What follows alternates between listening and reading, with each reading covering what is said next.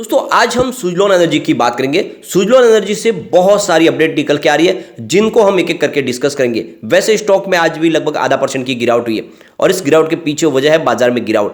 लेकिन क्या इस गिरावट का फायदा उठा के हमें सुजलॉन में इन्वेस्टमेंट करना चाहिए, क्योंकि Suzlon energy wind energy sector की इंडिया की सबसे बड़ी कंपनी है और इसके अलावा कंपनी सोलर एनर्जी के ऊपर भी काम करी है और सर्विस और मेंटेनेंस का काम करती है। कंपनी लाइफ टाइम सर्विस देती है और आने वाले समय में जिस तरह से इस सेक्टर में एक बहुत बड़ा रिवॉल्यूशन आने वाला है, सरकार की तरफ से बजट में जिस तरह से बड़ा अनाउंसमेंट किया है ग्रीन एनर्जी के सेक्टर को लेकर, क्या यहाँ पे एक जबरदस्त तेजी का दौर शुरू होगा। और ऐसे में ये छोटा सा जो पेनी स्टॉक है जिसकी प्राइस अभी 1 डिजिट के अंदर है, क्या हमें इन्वेस्टमेंट करना चाहिए? तो बहुत सारे सवाल है। साथ में कंपनी का रिजल्ट आने वाला है और रिजल्ट कैसा रह सकता है वो भी जानने की कोशिश करेंगे इस वीडियो के माध्यम से।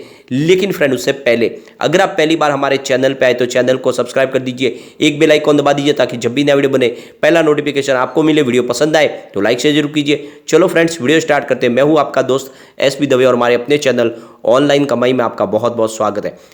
यहाँ पे देख सकते हो कि आज बाजार में गिरावट थी। BSE सेंसेक्स की बात करें तो 60,286 के स्तर पे 220 पॉइंट की गिरावट थी। 0.37% गिरा BSE सेंसेक्स और लगभग सभी इंडेक्स में गिरावट थी। ओवरऑल देखिए तो चाहे ऊपर के इंडेक्स हो या फिर मिड कैप हो स्मॉल कैप, सब जगह पे गिरावट थी और उसकी वजह से थोड़ा सा हमें सुजलॉन में भी गिरावट देखने को मिली। आप देख सकते हो स्टॉक की शुरुआत तो फ्लैट हुई थी 9.05 पर, क्योंकि कल की क्लोजिंग 9.05 की थी। इंट्राडे में 8.90 का लो भी बना, लेकिन जो हाई है वो 9.15 का और अंत में क्लोजिंग 9 पर रही, जहाँ पे 0.55% की गिरावट है। यानी लगभग एक तरह से देखें तो फ्लैट ही क्लोजिंग हुई है। अब यहाँ पे एक बहुत बड़ी गुड न्यूज निकल के आ रही है। हमारे पावर मिनिस्टर RK सिंह ने एक बहुत बड़ा बयान दिया है। यहाँ पे देख सकते हो कि इस बयान के जो मायने हैं वो काफ़ी शानदार है। उनका कहना है कि 2022 में हमारी जो ग्रीन एनर्जी सेक्टर की जो कैपेसिटी है उसको 174 गीगावाट को उसने टच कर लिया है। तो यहाँ पे RK सिंह का कहना है कि टोटल अगर आप देखें तो इसमें 63.30 गीगावाट सोलर एनर्जी का योगदान है। इसके अलावा 46.85 गीगावाट लार्ज हाइड्रो प्रोजेक्ट है और 41.93 गीगावाट के विंड प्रोजेक्ट है और इसके अलावा 10.73 गीगावाट के बायो पावर प्रोजेक्ट के यहाँ पे इंस्टॉल किए गए। इसके अलावा 4.94 गीगावाट के स्मॉल हाइड्रो पावर प्रोजेक्ट है और 6.78 न्यूक्लियर पावर प्रोजेक्ट है। और इस तरह से ये देखें तो ये कैपेसिटी है जो आप देख सकते हो 174.53 गीगावाट तक पहुँच चुकी है। तो यहाँ पे देख सकते हो काफ़ी बड़ा अचीवमेंट है और सरकार ने जिस तरह से ठाना था वो पूरा किया है। आने वाले समय में इसमें और वृद्धि की संभावना बनेगी। अब यहाँ पे एक बड़ी अपडेट और निकल के, जैसे कि हमारा इंडिया एनर्जी वीक शुरू हुआ है जिसका इनॉग्रेशन नरेंद्र मोदी जी ने किया है। तो PM मोदी ने कहा है कि आने वाले समय में एनर्जी सेक्टर का में अंदर हमारा जो है सबसे बड़ा मिशन है और इस गोल को अचीव करना है, क्योंकि हमें ग्रीन हाइड्रोजन मिशन को आगे बढ़ाना है। और इसके लिए यहाँ पे ये देख सकते हो कि आने वाले समय में काफ़ी बड़ा निवेश होने वाला है। PM मोदी ने ये भी कहा है कि इस बजट के दौरान हमने 35,000 करोड़ का एक बहुत बड़ा बजट रखा है ग्रीन एनर्जी सेक्टर के लिए, ताकि आने वाले समय में जो नेट जीरो कार्बन पॉलिसी है उस पर पहुँचा जा सके। साथ में उन्होंने ऐड किया कि करीब 10 ट्रिलियन रुपीस का निवेश और किया जाएगा, जिसकी वजह से अगर आप देखें तो ग्रीन हाइड्रोजन मिशन, इसके अलावा सोलर और रोड इंफ्रास्ट्रक्चर अलग सारे जितने प्रोजेक्ट है वो पूरे किए जा सके। पिछले 9 साल में देखें तो जो हमारा ग्रीन एनर्जी का पोर्टफोलियो जो 70 गीगावाट था वो 170 गीगावाट तक पहुंच गया है और ये काफ़ी शानदार है। विंड एनर्जी सेक्टर में पूरे वर्ल्ड के अंदर हम नंबर 4 पे, जो हमारा एक बहुत बड़ा अचीवमेंट है।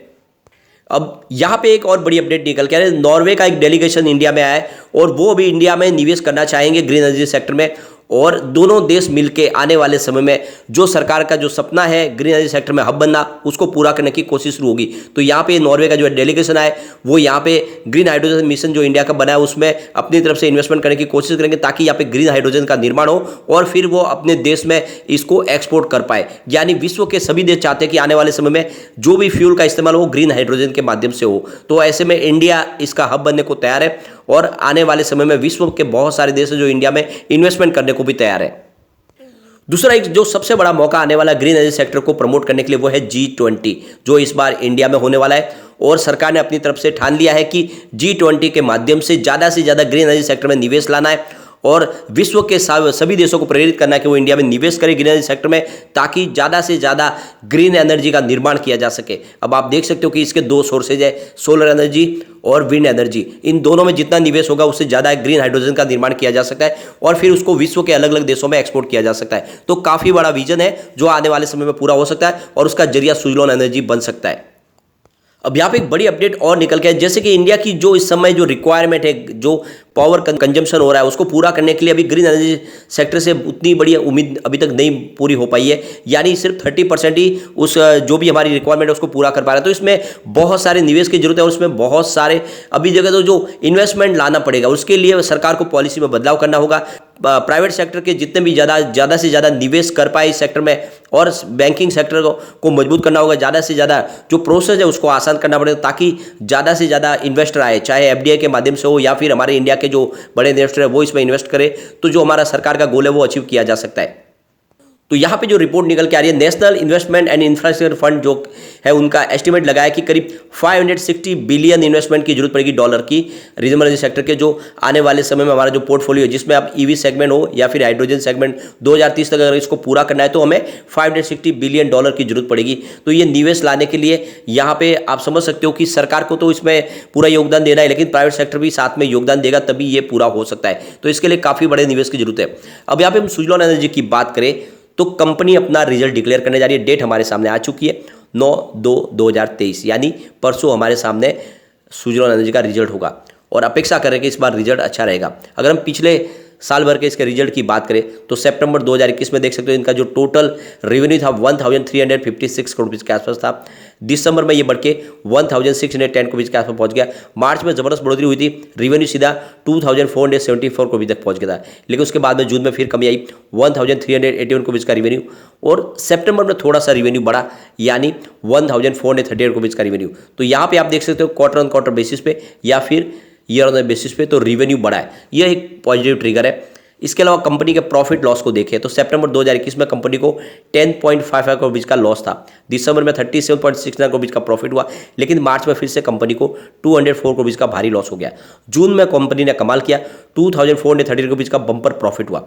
ये जो प्रॉफिट बढ़ा इसके पीछे जो एक्स्ट्रा इनके जो आउटस्टैंडिंग थी वो इनको मिला, उसकी वजह से प्रॉफिट बढ़ा है। लेकिन सितंबर में भी अच्छा खासा प्रॉफिट हुआ, 57.43 करोड़ का प्रॉफिट, जहाँ पे पिछले सितंबर में लॉस था कंपनी को, इस बार अच्छा खासा प्रॉफिट हुआ है और हम आशा करेंगे इस बार प्रॉफिट 3 डिजिट में अगर जाएगा तो यहाँ पे एक ज़बरदस्त तेजी का दौर शुरू हो सकता है। और वैसे अगर आप देखें तो इनके नेटवर्थ में जो निगेटिव था उसमें भी कमी आ रही है। यहाँ पे देख सकते हो सितंबर 2021 में 3315 करोड़ का इनका नेटवर्थ निगेटिव था, जो मार्च 2022 में बढ़ के 3526 करोड़ तक पहुंच गया, लेकिन सितंबर में इसमें कमी आई, मात्र 313 करोड़ का जो नेटवर्थ है वो निगेटिव रह गया। इसका मतलब जल्दी ही इसका नेटवर्थ भी पॉजिटिव होगा। और वैसे भी कंपनी लगातार अपने डेट को क्लियर कर रही है, सरकार की तरफ से जो हेल्प मिली है उसका फायदा मिल रहा है और सरकार की पीएलआई स्कीम का बेनिफिट भी उठाया जा सकता है। तो कुल मिला के देख सकते हो कि ये जो सारी अपडेट निकल के आ रही है, इशारा करिए कि सुजलॉन में एक बहुत बड़ी तेजी का दौर शुरू हो सकता है। वैसे इस समय अगर आप देखें तो स्टॉक के अंदर तेजी नहीं बनने के पीछे वजह यह है कि बहुत भारी वॉल्यूम में कामकाज होता है, और जब कोई बड़े फंड हाउस यहाँ पे प्रॉफिट बुकिंग कर लेते स्टॉक थोड़ा सा नीचे आ जाता है, फिर निचले से जब खरीदारी करते तो इसमें हमें थोड़ी तेजी देखने को मिलती है। वैसे स्टॉक रेंज बाउंड बना हुआ है इसी वजह से, लेकिन जल्दी इसकी रेंज टूटेगी और एक नई रेंज में जाएगा स्टॉक। तो नजरिया अगर आपके पास लॉन्ग टर्म का है तो बिना डरे जितना हो इसमें इन्वेस्टमेंट कीजिए, ये आने वाले समय आपको मालामाल कर देगा। लेकिन फ्रेंड, कोई भी इन्वेस्टमेंट करने से पहले अपने फाइनेंशियल एडवाइजर के बारे में ले ले या अपना खुद का रिसर्च करें, क्योंकि मैंने वीडियो आपके एजुकेशनल पर्पज के लिए ही बनाया। वीडियो पसंद आए तो लाइक से जरूर कीजिए और चैनल को सब्सक्राइब कर दीजिए। Thank you friend.